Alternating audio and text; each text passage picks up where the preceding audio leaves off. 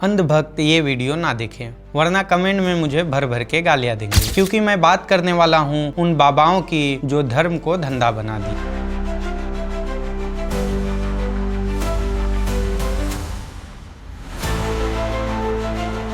वो गरीब के भावनाओं से खेलकर अपनी दुकान चला रहे हैं और इन्हीं में से एक सबसे चर्चित बाबा हैं 28 साल के धीरेन्द्र शास्त्री उर्फ बागेश्वर बाबा।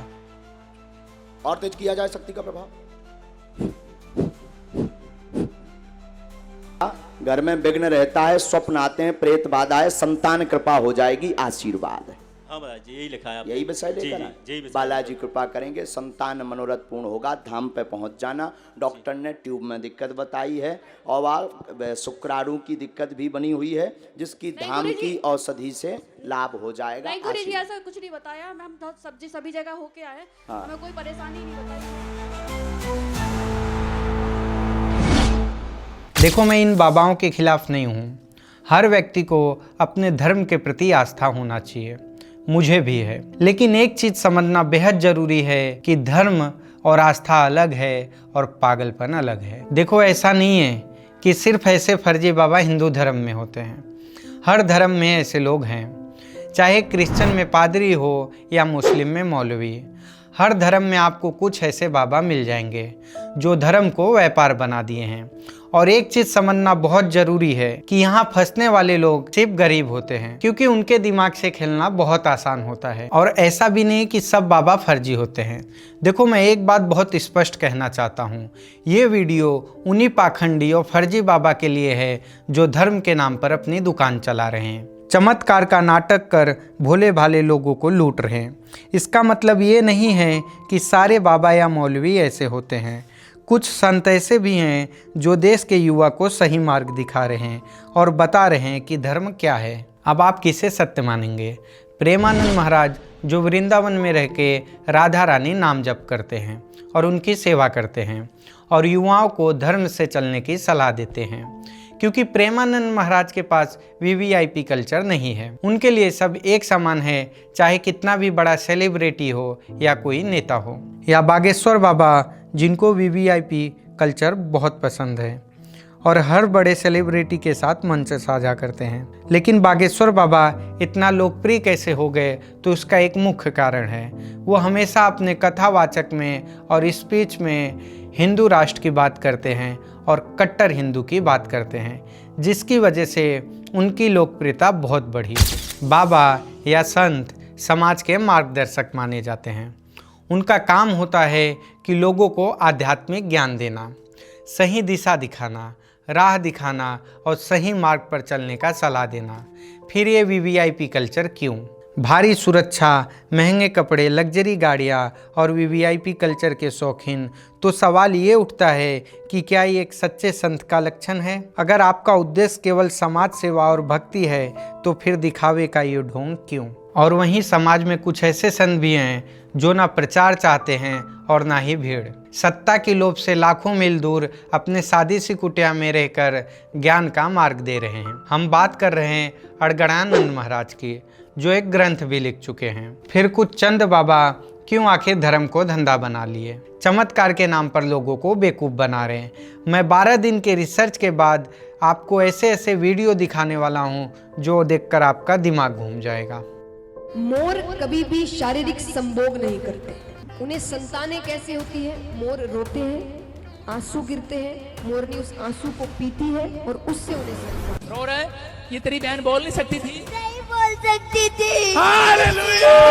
मेरा यीशु यीशु मेरा यीशु यीशु। हाँ बेटे, अभी क्या हुआ? अभी क्या हुआ?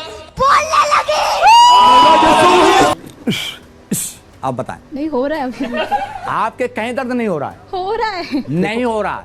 मैं प्रमाण दे रहा हूँ, चैलेंज दे रहा हूँ। बट वो दर्द मेरा है तो मुझे तो पता नहीं दर्द हो। नमस्कार दोस्तों, स्वागत है आपका बड़कू बिंदास चैनल में।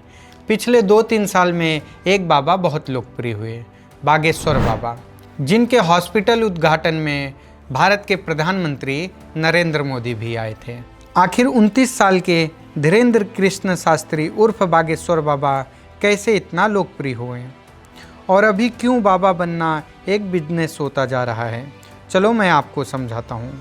धीरेन्द्र शास्त्री का जन्म 5 जुलाई 1996 को मध्य प्रदेश के छतरपुर जिले में एक छोटा सा गांव गढ़ा में हुआ था। धीरेन्द्र शास्त्री का ब्राह्मण परिवार में जन्म हुआ था और उनके पिताजी पुजारी थे जो पूजा पाठ करवाते थे। धीरेन्द्र शास्त्री एक मध्यम परिवार से आते थे और वो घर में हाथ बटाने के लिए पिताजी के काम को सीखकर पूजा पाठ करवाने लगे। धीरेन्द्र शास्त्री धीरे धीरे दरबार लगाने लगे और लोगों का पर्चा बनाने लगे। कुछ ही दिन में उनकी पॉपुलैरिटी बढ़ने लगी। उसी समय उन्होंने सोशल मीडिया का सहारा लिया और अपने सारे वीडियो को यूट्यूब पर अपलोड करने लगे। और मैं आपको एक वीडियो दिखाता हूँ जिसमें आखिर धीरेन्द्र शास्त्री गरीब लोगों के दिमाग के साथ कैसे खेल रहे हैं। वो ये वीडियो में हनुमान जी को फ़ोन लगाते हैं और उनसे बात करते हैं। भगवता से आई हुई है जी। अच्छा, ये अर्जी किसकी थी बच्ची की? जरा दृष्टिपात कीजिए, किसके पास थी? सेनापति जी से जरा बात करवाइए ना हमारी।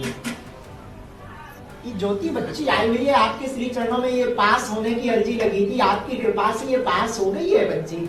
आगे का मार्ग और कृपा कर दे में बप्पा के आदेश अनुसार शिक्षक लाइन में जाओ बेटा, आशीर्वाद है। ये सब ट्रिक अपनाकर धीरेन्द्र शास्त्री बहुत जल्द लोकप्रिय हो गए और उनके दरबार में धीरे धीरे भीड़ बढ़ने लगा। देखो, धीरेन्द्र शास्त्री एक कथावाचक हैं, हमें उनसे कोई दिक्कत नहीं होनी चाहिए। लेकिन कथावाचक के साथ वो डॉक्टर भी बन गए, चमत्कार भी करने लगे। वो लोगों की बीमारी को भभूत से ठीक करने लगे, कैंसर को गौमूत्र से ठीक करने लगे और ढोंग करना चालू कर दिया। माँ बीमार है, 3 साल से दर्द कैंसर नामक रोग बना हुआ, ओमवती को कृपा हो जाएगी, आशीर्वाद है। आप अपने घर पर जो है 11 दिन की अखंड ज्योति जलाएं, 50 ग्राम देसी गाय के गौमूत्र में 2 खड़ी हल्दी की गांठ पीस करके मिला करके रोगी को पिलाएं, लाभ 100% होगा, आशीर्वाद। और ऐसा भी नहीं है कि सिर्फ धीरेन्द्र शास्त्री ही अंधविश्वास को बढ़ावा दे रहे हैं। ये तो कुछ भी नहीं है उनके सामने जिनका मैं नाम लेने जा रहा हूँ। बजिंदर सिंह, जिन्होंने church of glory and wisdom के नाम से प्रार्थनाएं शुरू की, जिसमें सिर्फ यीशु यीशु के नाम लेके नाचा जाता है। फिर जी ने की ऑयल लगा के इस बच्चे के लिए खास प्रार्थना। प्रभु तुझे छू रहे बच्चे, बच्चे प्रभु तेरे को छू रहे। तू उठना चाहता है, खड़ा होना चाहता है, बोल प्रभु मेरे ऊपर दया कर। आज यीशु बोल रहे, तेरे लिए भविष्यवाणी कर रहा हूँ मैं। प्रभु कह रहा है मैं तुझे खड़ा करूंगा यीशु मसीह के सामर्थ्य नाम में।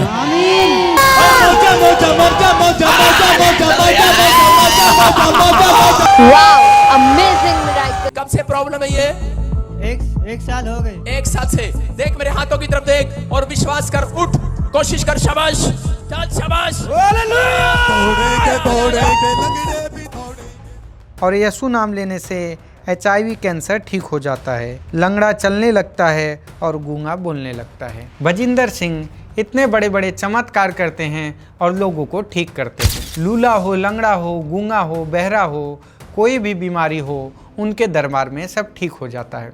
लेकिन खुद वो बेचारे अभी जेल काट रहे हैं, उम्र कैद की सज़ा। उन पर एक लड़की से बलात्कार का आरोप था। लड़की को झांसा देकर विदेश भेजने के बहाने उससे कई बार बलात्कार किए। 1 अप्रैल 2025 को कोर्ट ने उन्हें उम्र कैद की सज़ा सुनाई। अब चलो मैं आपको एक और एग्जाम्पल के साथ समझाता हूँ। एक समय था जब आसाराम बापू की लोकप्रियता धीरेन्द्र शास्त्री जैसा था, या कहे तो धीरेन्द्र शास्त्री कुछ भी नहीं है उनके सामने, क्योंकि लोग आसाराम बापू का तो पूजा भी करने लगे थे।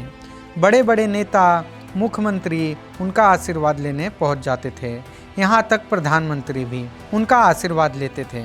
और इसका सबसे मुख्य कारण था इन बाबाओं के पास लोकप्रियता थी जिसे वोट बैंक में कन्वर्ट किया जाता था। 2013 में एक लड़की से बलात्कार के आरोप में 28 अप्रैल 2018 को जोधपुर कोर्ट ने उन्हें उम्र कैद की सज़ा सुनाई और बलात्कार के आरोप में उनके पुत्र नारायण साईं भी उम्र कैद की सज़ा काट रहे। इसी तरह एक मार्केट में नए और अजीब बाबा आए थे, निर्मल बाबा, जिनका मार्केट स्ट्रेटेजी बहुत अलग था और यूनिक था। इनके पास हर भक्त के प्रॉब्लम का सॉल्यूशन होता था, कुछ ऐसा। कहाँ से आप आए?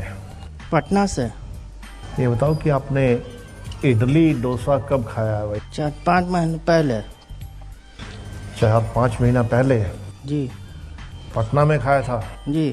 अब वहीं से लेकर के 2-4 गरीबों को बांट देना। ये बाबा के पास हर सॉल्यूशन रहता था, बट उसका तरीका बहुत अलग रहता था। इडली कब खाया, नूडल्स कब खाया, बिस्किट कब खाया, कुछ इस तरह। एक समय था जब साधु बनना मतलब खुद को संसार से काट लेना। वेदों शास्त्रों का ज्ञान होता था और उसे शिक्षा से समाज को सही दिशा दिखाया जाता था। लेकिन आज बाबा बनना एक बिजनेस मॉडल है। लाखों का प्रवचन, करोड़ों की दरबार, विदेशी दौरों से लेकर राजनीति तक पकड़, सब कुछ शामिल है। आज के कई लोग बाबा सिर्फ इसलिए बनना चाहते हैं कि ये उन्हें सबसे अच्छा बिजनेस लगता है। लोगों के आस्था के साथ खिलवाड़ होता है और अंधभक्ति से करोड़ों कमा रहे हैं। फिर ऐसे ही कृष्ण की कथा कहने वाले आ जाते हैं, कहते राधे राधे राधे राधे राधे राधे और कुछ कहो ही मत राधे राधे। कंस को मारा, जरासंध को मारा, शिशुपाल को मारा, अधर्मियों को मारा, ये सब थोड़े में, राधे राधे राधे राधे बड़े में। और मैं आपको बहुत गंभीर बात कह रहा हूं कि ये सारे हमारे देश में जो पाखंडी लोग हैं ना, राम और कृष्ण की कथा कहने वाले, ये सरकारों के साथ मिले हुए हैं, क्योंकि सरकारों ने इनको एक कान में मंत्र फूंका है, तुम लोगों का ध्यान इस तरफ भटकाते रहो ताकि कोई महंगाई के खिलाफ लड़े, गरीबी के खिलाफ न लड़े, बेरोजगारी के खिलाफ न लड़े, अत्याचार के खिलाफ न लड़े, वो डूबा रहे राधे राधे राधे राधे राम राम राम राम बस इसी में। और समझाते रहो, तुम क्या लाए थे, तुम क्या ले जाओगे, क्यों व्यर्थ चिंता करते हो, जो हो रहा है अच्छा हो रहा है, आगे होगा और भी अच्छा होगा। धीरेन्द्र शास्त्री का एक बार दिव्य दरबार चल रहा था। उसी बीच में एक रिपोर्टर खड़ा होता है और वो कहता है, महाराज जी मैं चाहता हूँ आप उनका पर्चा बनाइए जिनको मैं लेके आया हूँ। महाराज जी ने उसे स्टेज पर बुलाकर उसका पर्चा बना दिया और उससे माफ़ी मांगने को कहा। नक कटा, पढ़ ये तेरा इतिहास। ये क्या लिखा है? एक व्यक्ति परीक्षा लेने आएगा, बीच में टोकेगा, बदतमीजी करेगा, नालायक है, उसको बुलाने की आवश्यकता नहीं, ठिकाने लगा भी देना है आशीर्वाद। परो पाओ मूड धर के परो, माइंड मूड धर के, हाँ पर। इस तरह किसी को जबरदस्ती पैर पकड़ने बोलना और फटकार लगाना सिर्फ इसलिए कि उसने तुमसे पूछा कि चमत्कार से रोगी ठीक होंगे या डॉक्टर के पास जाना चाहिए, तो महाराज जी तिलमिला गए और 2-3 पर्चा बना दिए। चमत्कार के नाम पर ढोंग करने वाले बागेश्वर बाबा को अंधश्रद्धा निर्मूलन सीता के राष्ट्रीय संयोजक मानव शर्मा ने खुला चैलेंज कर दिया। अंधश्रद्धा निर्मूलन समिति, जिसे 1980 में नरेंद्र दाभोलकर ने स्थापना किया और अंधश्रद्धा के खिलाफ चलाया जा रहा। 20 अगस्त 2013 को सुबह 7:20 पर नरेंद्र दाभोलकर जब मॉर्निंग वॉक पर निकलते हैं तो उनकी गोली मारकर हत्या कर दिया गया। और इसके बाद इनके काम को आगे बढ़ाते हैं मानव शर्मा, जो शुरुआत से ही इस फाउंडेशन से जुड़े थे। धीरेन्द्र शास्त्री 7 से 8 जनवरी को नागपुर में एक राम कथा कहना था। जब ये मानव शर्मा को पता चलता है तो उनका स्वागत करते हैं। जब मुझे पता चला 5 से 13 जनवरी तक नागपुर में उनकी राम कथा है तो मैंने उसका स्वागत ही किया था। लेकिन दरबार के नाम के, दिव्य दरबार के नाम पर जो वो चमत्कार करते हैं, चमत्कार का दावा करते हैं, उसको ये आह्वान है। किए जाएंगे उनके नाम, उनके पिताजी के नाम, उनकी उम्र और फ़ोन नंबर से आप बताइए। और बाजू के ही रूम में जहां ये कंडक्ट किया जाएगा पत्रकार भवन में, उसके बाजू के ही रूम में हम 10 चीज़ें रखेंगे जिसका बाकायदा वीडियो रिकॉर्डिंग होगा, और वो भी आप अपनी दिव्य शक्ति से जानिए और बताइए। मानव शर्मा ने पुलिस में FIR दर्ज कराई। आप अगर दावा करते हैं कि आप किसी का भी नाम बता सकते हैं, उसके पिता का नाम बता सकते हैं, टेलीफोन नंबर बता सकते हैं, तो मैं आपको चैलेंज देता हूँ। एक प्रेस कॉन्फ्रेंस करेंगे, कुछ पत्रकार होंगे, इसे गोपनीय तरीके से किया जाएगा जिससे आप तक कोई जानकारी न पहुँचे। आपके सामने अचानक 10 आदमी लाया जाएगा जिसका पर्चा आपको बनाना रहेगा। मानव शर्मा बोलते हैं कि उन्हें 2 बार मौका दिया जाएगा।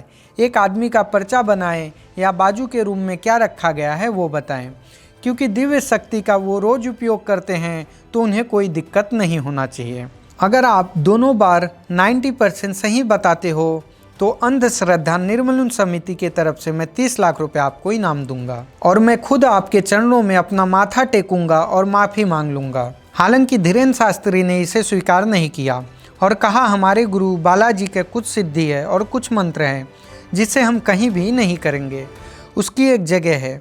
उन्होंने मानव शर्मा को कहा कि आप हमारे दरबार आए, हम आपको गीला करके भेजेंगे। एक सनातनी व्यक्ति भी अब जवाब दे रहा है और उन सबको बाइकआउट किया जाएगा जो सनातन धर्म के खिलाफ बोलेगा।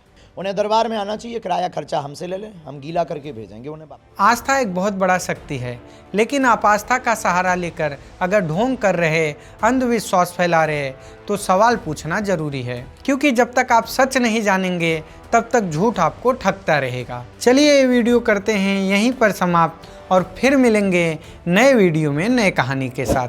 अगर चैनल पर आप नए हो तो सब्सक्राइब कर अपना प्यार बना